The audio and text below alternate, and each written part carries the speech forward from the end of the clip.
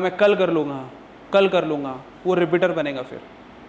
और रिपीटर में बहुत क्वालिटी अपने पास, 1 ईयर, 2 ईयर, 3 ईयर, 4 ईयर, 4 साल तक के लोग रिपीट करते हैं।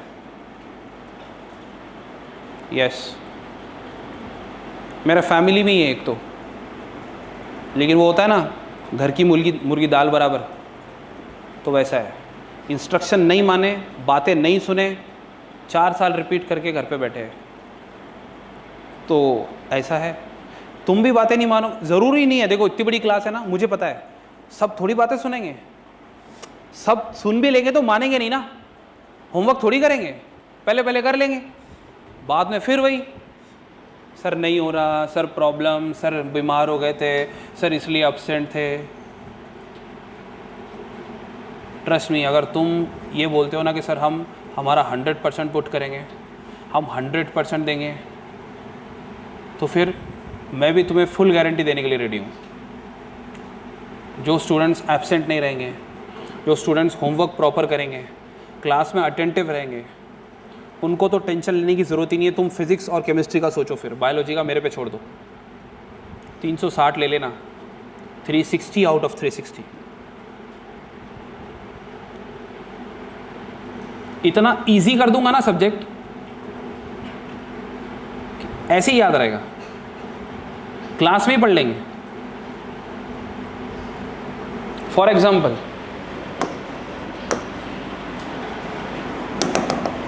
क्या ये याद हो गया? yes, पूछ सकता हूं? yes, क्या ये भी याद हो गया?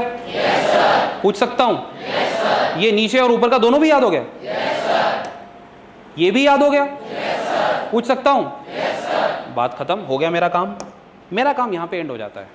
एनसीईआरटी समझा देना, उसको इजी कर देना और उसको प्रॉपर तरीके से ऐसे फिट करके देना तुम्हारे माइंड में कि तुम्हें याद हो जाए। अब तुम्हें क्या करना है, इसका पीडीएफ मिलेगा तुम्हें तुम्हारे फ़ोन पे, इसको पहले देख के लिखना है, ठीक है? एक बार तुमने अच्छे से फ़ोन में से अच्छे से देख के लिख लिया, अब जो लिख लिया ना, क्रॉस चेक कर लिया अच्छे से, अब उसके बाद तुमने एनसीईआरटी लेनी है।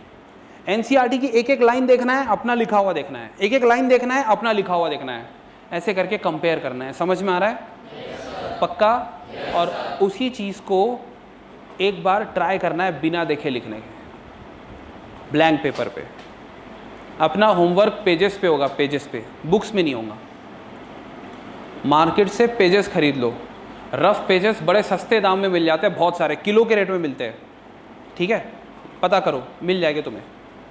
तो बहुत सारे पेजेस खरीद के फिर तुम पेजेस पे लिखोगे ना, तो एक पेज पे लिख लिया, अब क्या होगा, अब दूसरा पेज लेना है और बिना देखे ट्राई करना है। बिना देखे जब तुम लिखना ट्राई करोगे, हो सकता किसी को 10% याद आए, किसी को 20%, किसी को 30%, जिसका बहुत ही अच्छा दिमाग होगा उसको 60-70% याद आ जाएगा। फिर तीसरी बार लिखना है सेम टेक्निक से, मतलब जब दूसरी बार 10% याद आया तो 90% देख के लिखना है ऑब्वियसली। तीसरी बार लिखना है, फिर ट्राई करना है बिना देखे, तुम्हें पहले से थोड़ा सा ज़्यादा याद आएगा। फिर जो याद नहीं आया वो लिखना है देखकर, फिर चौथी बार ट्राई करना है, ऐसे करके 5 बार तक लिखना है। समझ में आया? पक्की बात है? कोई प्रॉब्लम है? तो एक बार देख के लिखोगे, बाकी 4 बार बिना देखे लिखोगे, तो ये काम करके आ जाएंगे सब? पक्का? और क्या लिखना है सर? बेटा एनसीईआरटी बिल्कुल भी देख के लिखना मत, तुम्हें बस यही लिखना है, बस यही ड्रॉ करना है, जितना यहाँ लिखा हुआ है उतना ही लिखना है, that's it, that's all sir. और कुछ भी नहीं। एनसीईआरटी का क्या करना सर? खरीदने के लिए बोले ना, उसको सिर्फ देखना है, ऐसे नहीं देखना, मतलब एक लाइन पढ़ना है, फिर जो पढ़ाया ना मैंने तुम्हें सारी एनसीईआरटी की लाइनिंग ऐसे स्लाइड पर दिख जाएगी, सारी एनसीईआरटी की लाइनिंग। क्या कुछ समझ आ रहा है? yes, कोई प्रॉब्लम है किसी को? no, कल होमवर्क करके लाएंगे? yes, कितने लोग लेके आने वाले कल? कितने लोग एब्सेंट रहेंगे? वेरी गुड, चलो, thank you, that's all. If you have any doubt regarding anything, कोई भी प्रॉब्लम हो, ठीक है, so don't hesitate to ask me. समझ में आ रहा है? कुछ भी प्रॉब्लम हो, जब तक तुम पूछोगे नहीं प्रॉब्लम सॉल्व होगी नहीं। कुछ भी प्रॉब्लम हो रही है, ठीक है? अब मतलब ये नहीं कि भाई सर जरा मेरे को ना 2-3 दिन से बहुत गड़बड़ हो रहा है पेट में, तो भाई फिर डॉक्टर के पास जा, फिर मैं कुछ नहीं कर सकता। ठीक है, अपने सब्जेक्ट के रिलेटेड, कोचिंग मैटर के रिलेटेड कुछ भी प्रॉब्लम होगी तो बोलो, ठीक है, चलो।